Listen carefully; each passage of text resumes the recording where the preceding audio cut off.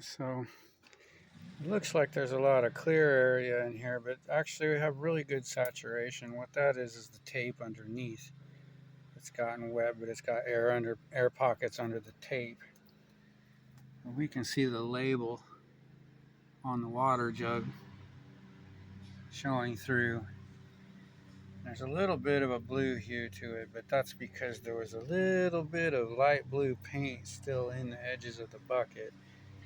And I hope that won't affect the chemical mix up too much. But let me see if I can show you. Got a little spillage on this side I'll have to clean up later with the grinder. But got good saturation. I'm gonna just take that whole unit, set it in the sun where it'll get direct sunlight for a while. Like I said, you get about 20 minutes to work this stuff, maybe more. In this temperature, you get a little more time.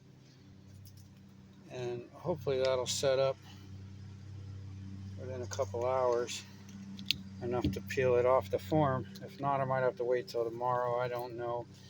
Like I said, I never know in these Florida outdoors. You got changing temperatures every hour and changing humidity every hour, and both drastically affect the time that it takes to harden. So just have to experiment around a little bit. I'm not too worried about the edges, the leading trailing edges. If I don't get enough cloth on those, I can always cut them off with scissors, and what you can't cut with scissors, you cut off with the grinder. And you see little spurs sticking up all over the surface. And that all has to be smoothed out with the grinder after it's all hardened too. And keep between each layer, you have to, working with polyester resin, each layer has to be grinded down. Any spurs that are sticking up have to be smoothed out before the next layer goes on.